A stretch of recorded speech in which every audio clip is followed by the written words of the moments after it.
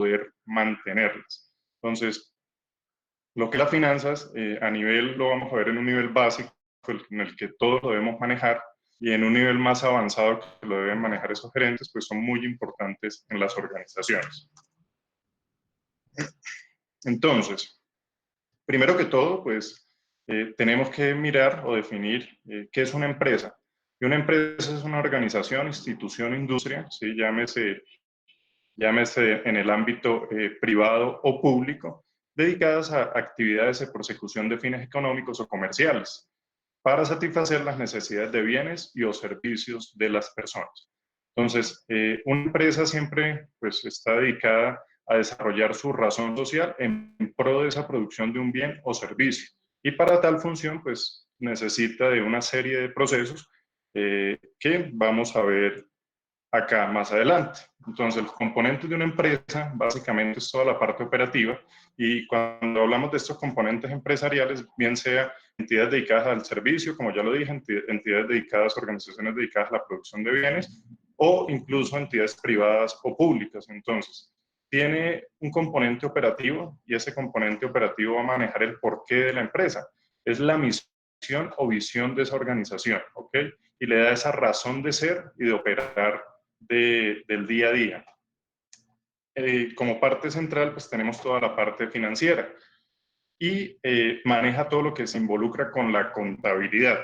Pero, ¿por qué lo ponemos ahí como en el centro y resaltándolo? Porque a partir de toda esa información que tenemos contable, es el insumo que tenemos desde la parte financiera para poder tomar decisiones gerenciales. De ahí que toma una gran importancia el componente financiero y el manejo de la contabilidad en las organizaciones. Y de ahí es donde uno invita al empresario que esta contabilidad que realice, y siempre la charlamos con mis compañeros contadores, que se realice de una manera que represente fielmente la realidad de la organización. No se puede tomar decisiones en el ámbito financiero y decisiones gerenciales estratégicas si esta información que se refleja en esos estados financieros pues no es real. Si la estamos de pronto ajustando para disminuir impuestos, estamos llevando mal los costos, sumamos más al gasto para disminuir rentabilidad. Entonces, de ahí la importancia y la conciencia de que esta eje o componente de la empresa, que es toda la parte financiera en relación con el manejo contable, represente fielmente la realidad. Y toda la parte comercial, pues obviamente una empresa debe vender sus productos, bienes o servicios, y pues es lo que le va a representar el ingreso a las organizaciones. Entonces, tenemos que partir de qué son las finanzas. Y al preguntarnos por qué son las finanzas, pues básicamente encontramos que algunos lo definen como el arte de administrar el dinero. Entonces es el arte de cómo hacemos rendir ese recurso fundamental en las organizaciones, que es el efectivo. También hay otros que lo relacionan con actividades de flujos de capital y de dinero. Entonces ya en un ámbito un poco más avanzado tiene que ver con todos esos estados financieros complementarios que podemos elaborar a partir de información básica. Y en tercer lugar, hay otros que la definen como transacciones y la administración del dinero. Entonces, si nos damos cuenta, las finanzas en su eje fundamental, en cualquiera de esas tres definiciones, van muy de la mano con lo que es el manejo de ese recurso que es el dinero. Entonces, una definición un poco más puntual de lo que se puede recopilar de diferentes autores en cuanto a las finanzas, y que me he permitido plasmar ahí, pues son pues las finanzas la buena administración del dinero, que parte de un elemento esencial, y es la toma de decisiones. Y está en negrita porque pues la administración correcta del dinero, y sea en el ámbito personal, familiar, en el hogar, en las empresas, pues la administración de dinero conlleva que se tomen buenas decisiones. Si tomamos una buena decisión, ese dinero va a reproducirse en la organización, en el hogar, va a rendir de la manera adecuada. Pero si se toma una mala decisión con esa administración del dinero, pues no se va a ver. Para tener unos buenos resultados en la administración de estos recursos financieros, resultados que se miden en el ámbito organizacional y que es específico para esta charla, en la rentabilidad de la organización. Igual, teniendo en cuenta esos recursos que se generaron y el equilibrio entre liquidez, riesgo y rentabilidad, que es muy importante para las organizaciones. Yo creo que es un tema que hoy en día diferentes organizaciones, debido a la situación que estamos afrontando, están midiendo con lupa y están haciendo seguimiento, porque ahí dependen las estrategias a tomar para que la empresa se mantenga en el tiempo. Pero pues esto también lo podemos aplicar dentro de las finanzas personales, administrar bien nuestros ingresos, nuestros recursos y tomar decisiones acertadas y adecuadas. Entonces, la charla del día de hoy, una vez partiendo de qué es ese ámbito empresarial, de qué son las finanzas, tanto en las empresas y un poquito en la parte personal, la charla de hoy la dividimos en dos temas. Uno básico, que lo vamos a ver que son matemáticas financieras, y otro un poquito más avanzado que ya debemos manejar a nivel gerencial, que es el análisis financiero. Entonces, vamos a empezar desde ese primer tema de las matemáticas financieras. Vamos a abordar y hacer un paralelo entre lo que nos dice la teoría y para qué nos sirve en la toma de decisiones de tipo gerencial. Pues primero que todo, debemos mirar qué son las matemáticas financieras y tenemos que definir dicho concepto. Y más que todo, pues se define como las herramientas de cálculos requeridas en operaciones financieras donde está presente un cambio en el valor del dinero. Acá que hay economistas conectados, pues no me dejan mentir, el dinero, pues dependiendo de ciertos factores como la inflación, la devaluación frente a otras monedas, el aumento del costo de vida, pues ese monto de dinero va a cambiar a través del tiempo. En mis clases siempre les digo, pues si ustedes tienen 1.000.000 de pesos hoy, lo que puedan adquirir hoy va a ser de pronto diferente a lo que pueden adquirir en un año por cuestiones que sufre nuestro país como la inflación. De pronto ese mercado que hacíamos hoy con 1.000.000 de pesos, dentro de un año necesitamos 1.200.000. Entonces, las matemáticas financieras, en un ámbito muy sencillo, estudian eso, el cambio del valor del dinero en el tiempo. Y nos dan una herramienta fundamental que es mirar o tomar decisiones de inversión y financiación con el costo del dinero. Y para estas decisiones es muy importante tener tres temas fundamentales. Todo lo que tiene que ver con tasas de interés, ¿okay?, con anualidades y amortizaciones, que son lo de cuotas para crédito, y algo muy importante que nos da las herramientas de matemática financiera, que es la valoración de proyectos de inversión. En una primera medida, la matemática financiera se relaciona mucho con las tasas de interés. Las tasas de interés, ya sea como nos las plasmen, como lo vemos ahí, se pueden dividir en efectiva anual, efectiva periódica o nominal anual. Entonces, son tres tipos de tasas que cada una cumple una función específica. Por lo general, una tasa efectivamente anual pues, nos expresa cuánto se pagaría si se mantienen las condiciones de un año, o cuánto se obtendría de rentabilidad, o cuánto pagaríamos por un crédito obtenido, y se usa básicamente, les digo yo, como parámetros de referencia. Entonces es una tasa de interés que nos permite referenciar qué opción es mejor. Entonces, en dado caso de que tengamos que solicitar un crédito financiero, ¿cuál nos ofrece un menor costo financiero, es decir, la menor tasa efectiva anual? Y en dado caso de que necesitemos hacer una inversión, ¿cierto?, ¿cuál nos paga o nos retribuye la mayor rentabilidad, que quiere decir la mayor tasa efectiva anual? Entonces, una tasa que desde el ámbito de toma de decisiones nos permite comparar y seleccionar la que nos sea acorde a la situación que tengamos, requerimiento de créditos o inversión de dinero que tenemos como excedente en las organizaciones. Una tasa efectiva periódica, pues básicamente son aplicables al capital para determinar el valor de los intereses que se pagan o se ganan en un periodo. Entonces, es una tasa que nos permite liquidar y tener en tiempo real, es decir, el día de hoy, cuánto se ganaría de intereses por la inversión, ¿cierto? Y cuánto pagaríamos de intereses dado caso de que tuviéramos un crédito. ¿Y por qué es muy importante esta tasa? Básicamente porque nos permite determinar en las organizaciones el gasto financiero.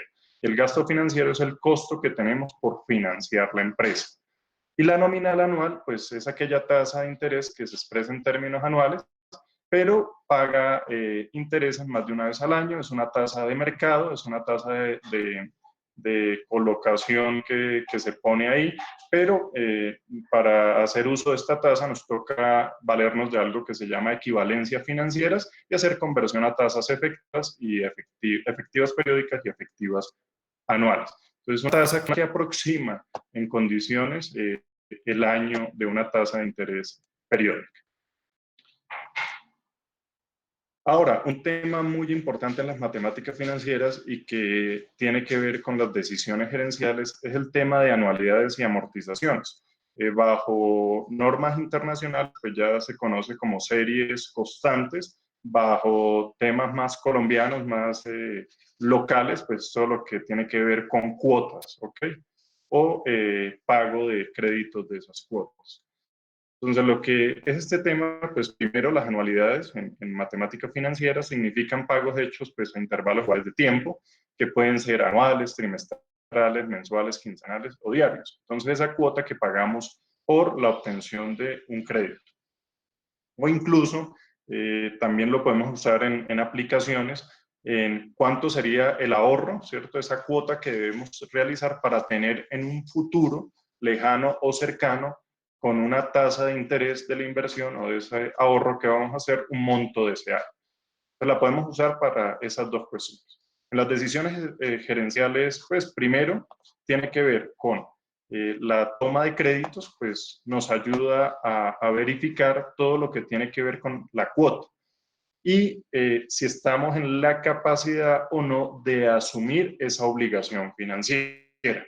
Entonces, esa herramienta que nos da las matemáticas financieras en cuanto a las anualidades para la obtención de créditos nos va a permitir no quedar mal, no incurrir en moras por no pago en la obtención de créditos financieros. Y otra decisión financiera gerencial que se puede tomar a partir de este tema es cuando se tienen que hacer inversiones, renovación, que se tiene que cambiar cierta maquinaria, que se tiene que hacer inversión en tecnología, también les permite tomar la decisión estratégica de remitir cierto ahorro a un fondo de inversión y saber cuánto es el monto del ahorro para tener ese capital deseado futuro y así poder hacer la inversión en la organización. Y el otro tema que tiene que ver acá con matemática financiera, pues básicamente es las amortizaciones y es la distribución de ese valor de la cuota en los periodos de tiempo. Pues lo más común que vemos son los pagos de la deuda, que es una forma de amortización, ya que el valor de la obligación pues, que se ha obtenido inicialmente se distribuye en diferentes periodos, en el pago de intereses, en el pago de seguros y en el pago y cierta parte para amortización de la deuda inicial. Es un tema muy importante en las decisiones gerenciales porque al final de los estados financieros hay algo muy importante que es determinar el gasto financiero. Y acá, con esta parte de amortizaciones, podemos mirar cuánto está incurriendo en gasto financiero la empresa para financiar su operación. Entonces, es muy importante, primero para los contadores, porque es información de entrada para poder construir sus estados financieros y para el gerente de la empresa porque puede mirar y seguir cuál es el gasto por costo de financiación de la empresa. Bueno, otra herramienta fundamental que nos da las matemáticas financieras es lo que tiene que ver con la valoración de proyectos de inversión. Y básicamente, como hablábamos anteriormente, pues uno trata de tomar la decisión de invertir en algo que nos genere la mayor rentabilidad. Pero pues nos toca tener en cuenta ciertas condiciones que ya las vamos a explicar. Entonces, primero que todo, tenemos que definir qué es un proyecto de inversión. Y un proyecto de inversión es cualquier posibilidad de entregar un capital con la esperanza de obtener su reproducción con una rentabilidad. ¿Ok?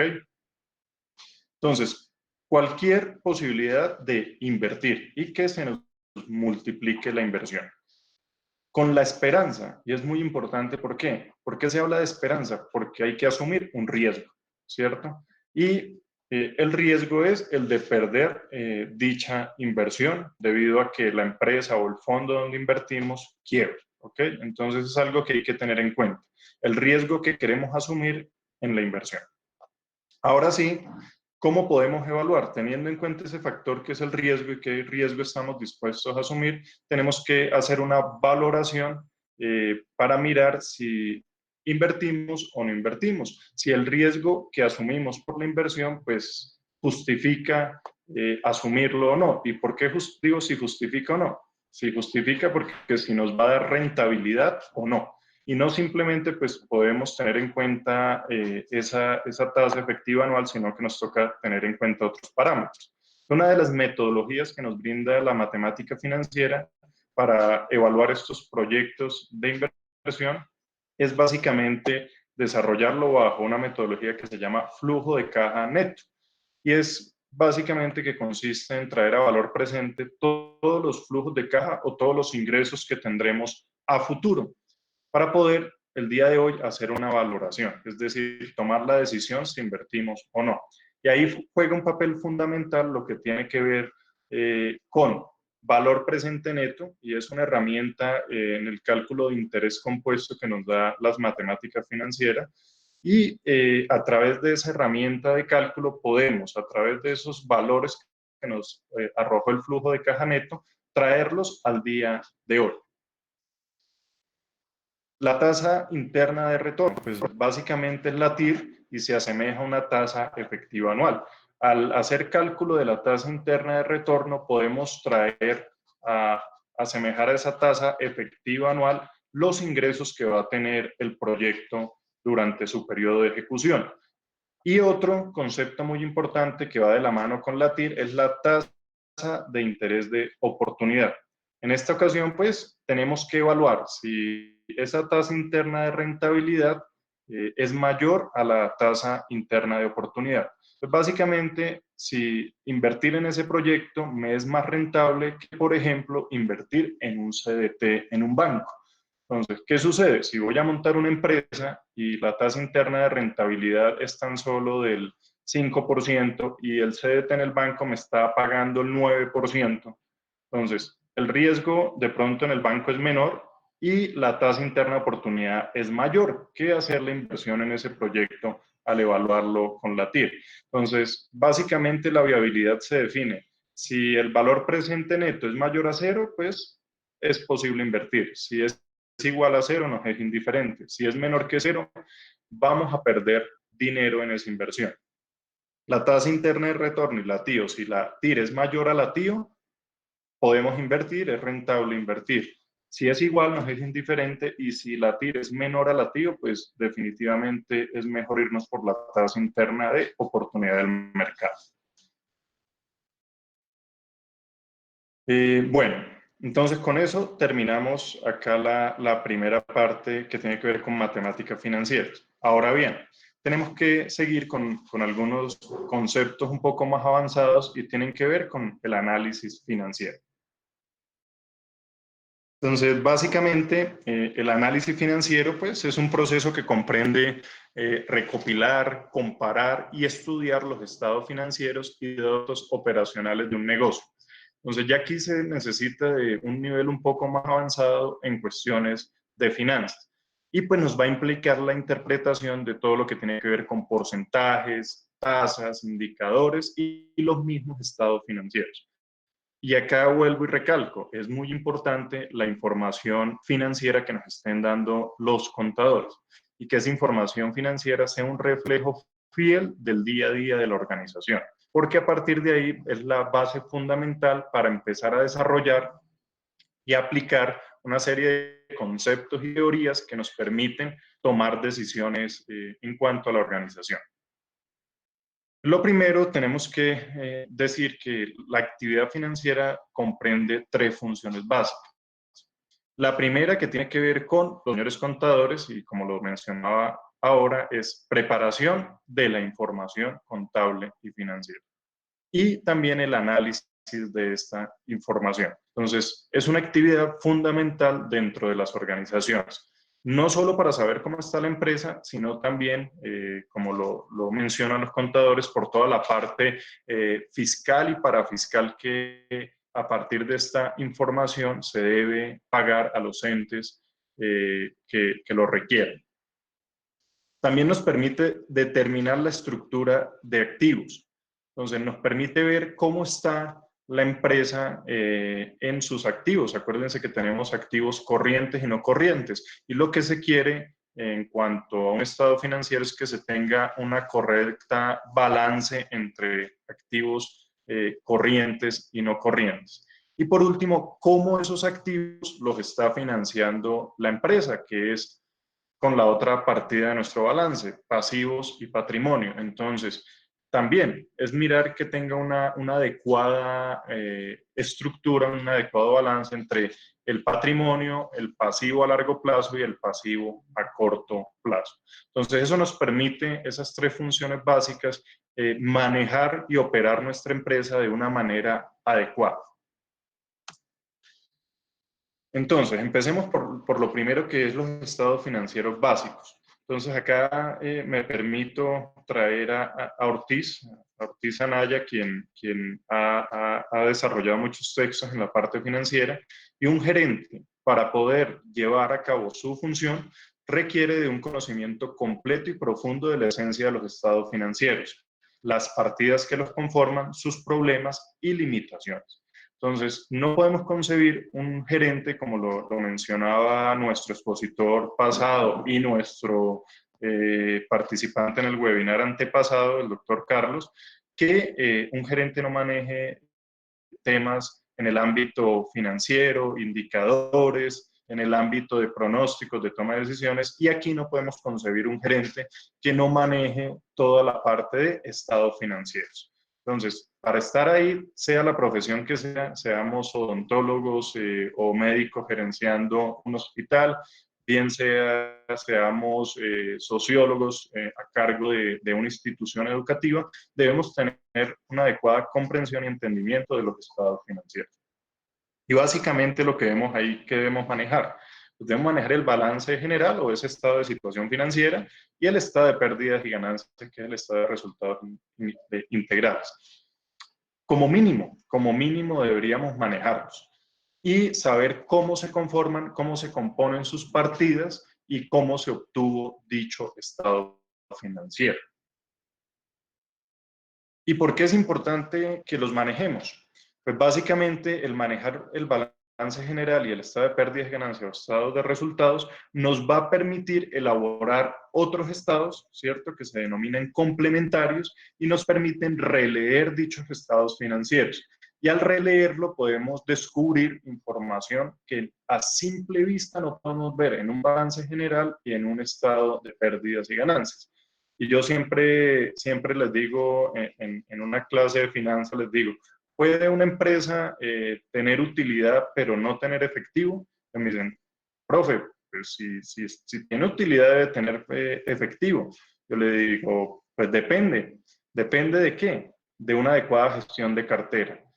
Puede ser que la empresa esté vendiendo mucho, pero todo es a crédito y tenemos una mora muy alta y unas cuentas que ya son incobrables y eso nos repercute en que la empresa, a pesar de que esté mostrando utilidades, no tenga efectivo para operar. Entonces, ahí es donde tenemos que ir un poco más a fondo y elaborar dichos estados complementarios. Adicional, realizar un análisis vertical y horizontal que nos permite determinar un diagnóstico exacto de la empresa. Y por último, basarnos en esos indicadores financieros para mirar si esa información de los estados financieros básicos pues presenta unos adecuados indicadores de gestión de la empresa.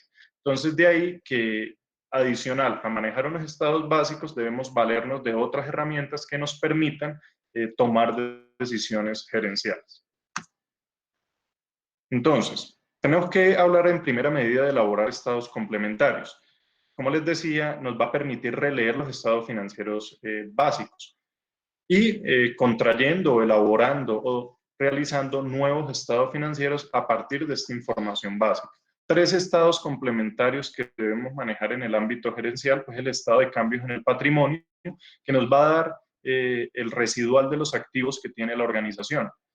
Y pues nos da ese valor exacto de cómo se ha comportado nuestro patrimonio a través del tiempo.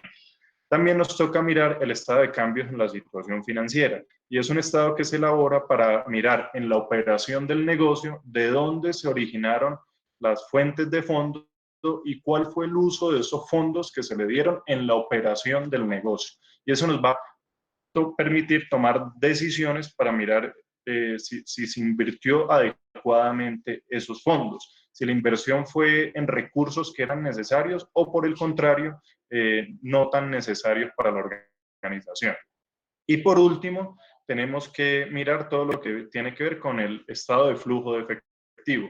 Como lo mencionábamos, el efectivo es un recurso muy importante dentro de las organizaciones, lo que tiene que ver con el dinero, y este flujo de efectivo, ya sea por metodología directa o indirecta, nos permite ver esa variación de dónde se ha obtenido dicho efectivo, cómo ha sido la variación periodo a periodo, y recopilar ese dato histórico del flujo de efectivo en la organización. Entonces acá vamos a partir el otro tema que debemos manejar en el ámbito gerencial, es el análisis vertical y horizontal de nuestros estados financieros.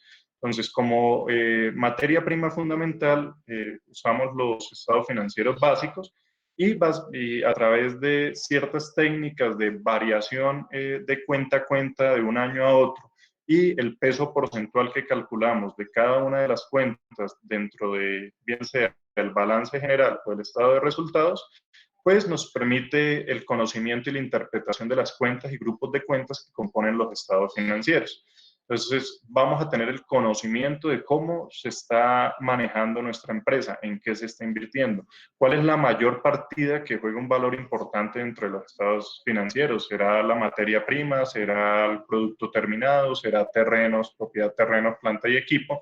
Nos permite también saber en qué porcentaje están invertidos nuestro patrimonio y en qué porcentaje se han usado los pasivos a corto plazo y a largo plazo en la inversión de esos activos. Y básicamente es una herramienta utilizada muy comúnmente en el ámbito gerencial para un diagnóstico de la situación de la organización. Entonces, nos permite realizar dicho diagnóstico y mirar cómo está la empresa. Acordémonos acá, y hay algo muy importante, que el análisis horizontal y vertical nos permite generar una adecuada estructura de activos, pasivos y patrimonio. ¿Por qué? Porque a partir de la información que nos da el análisis vertical y horizontal, podemos tomar decisiones como reducir nuestros activos corrientes, aumentar nuestros activos no corrientes y mirar cómo estamos financiando esa estructura entre patrimonio, pasivo a largo plazo y pasivo a corto plazo. Entonces, las decisiones gerenciales que tomamos en este sentido es mirar cómo mejorar la estructura de esos estados financieros.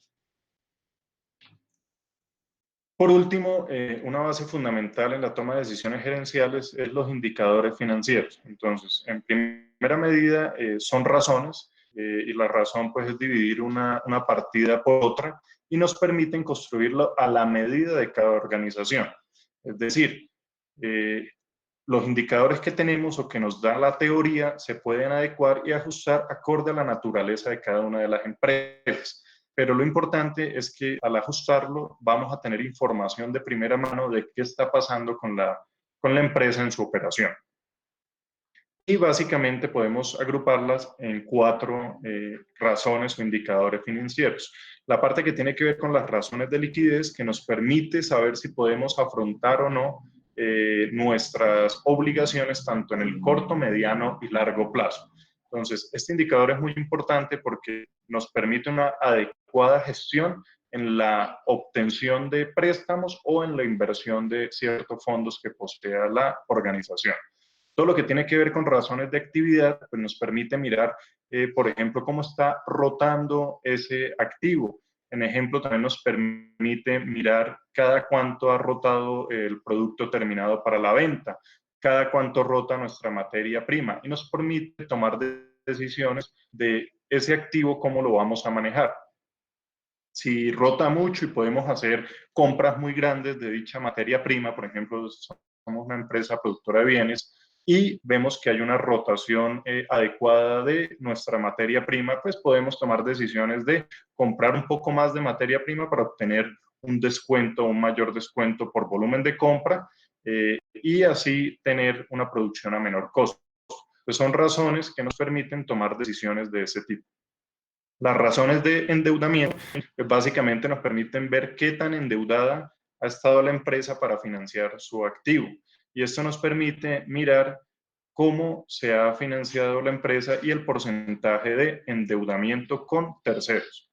Y por último, las razones de rentabilidad, pues nos permiten mirar cuál es el porcentaje real o porcentaje neto de rentabilidad de la operación del negocio y nos permite tener una adecuada gestión gerencial si la rentabilidad de pronto no era la esperada al valorar el proyecto con esa tasa interna de retorno. Nos permite tomar decisiones acorde a reestructurar la organización, disminuir costos, automatizar para que el costo de producción sea menor, los gastos administrativos, mirar si hay que redistribuirlos y tener una mayor rentabilidad en la organización.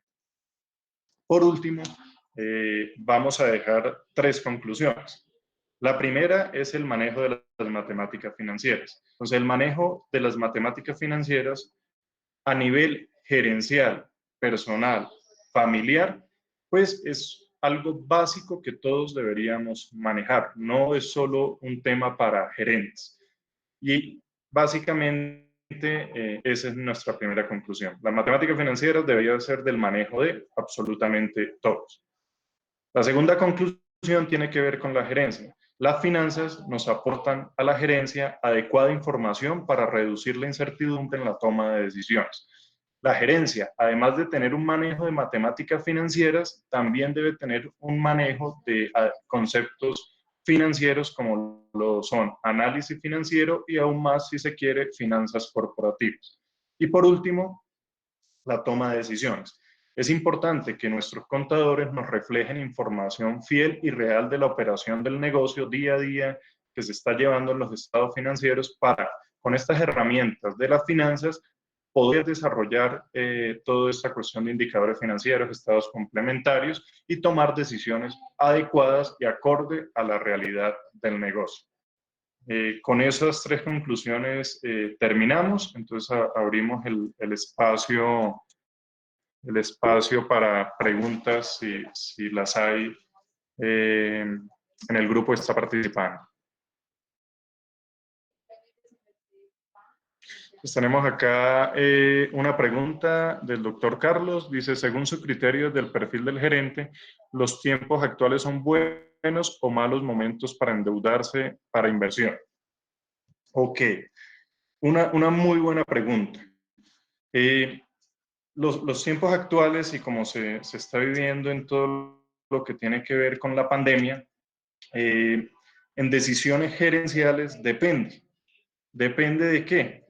Depende de la actividad de nuestro negocio. ¿Por qué? Hay empresas que a partir de esta situación, en vez de disminuir sus ingresos operacionales, se han visto aumentados. Estos ingresos operacionales, para producirlos y para aumentarlos, han tenido que remitirse a ese endeudamiento. Sin embargo, hay ciertas empresas que debido a la situación actual, pues se han visto reducidos sus ingresos operacionales.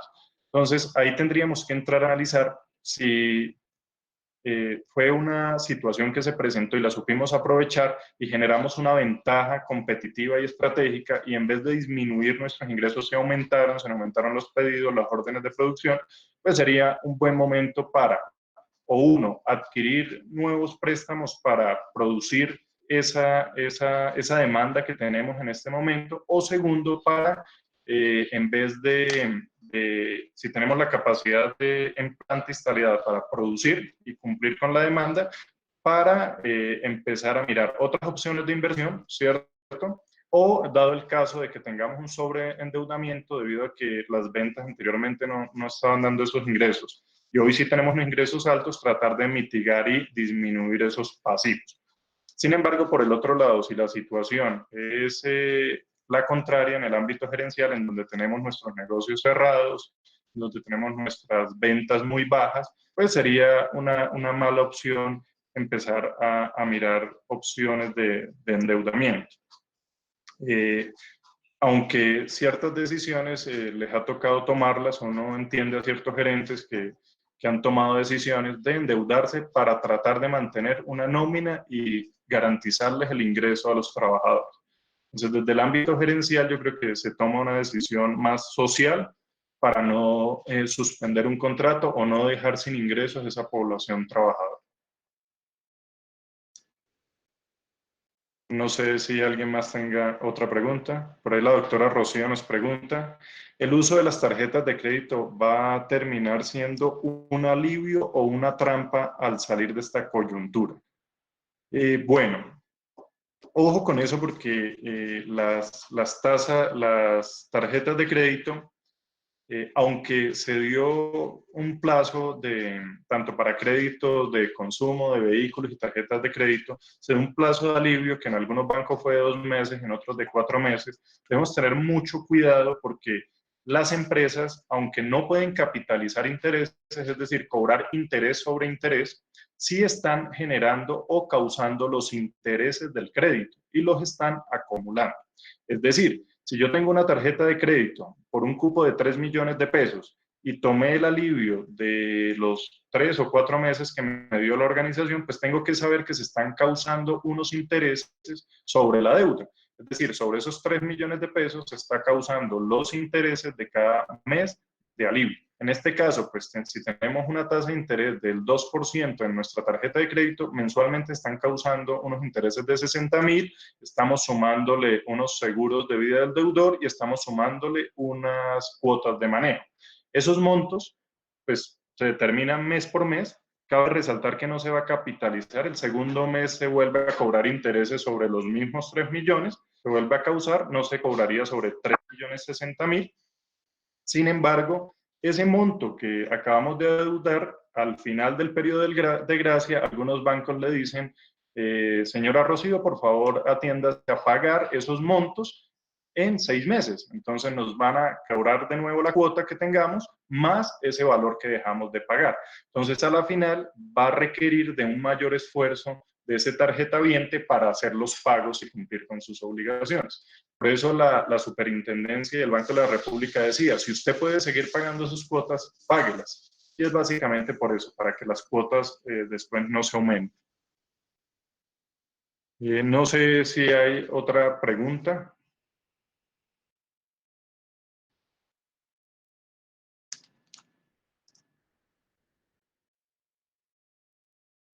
Entonces,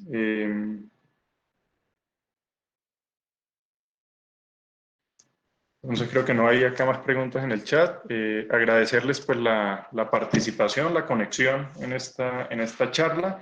Invitarlos a que toda la parte de matemática financiera pues sea manejo transversal de cada una de las profesiones y en esta coyuntura pues tomemos decisiones con información que nos permita tomar la decisión más adecuada y acertada.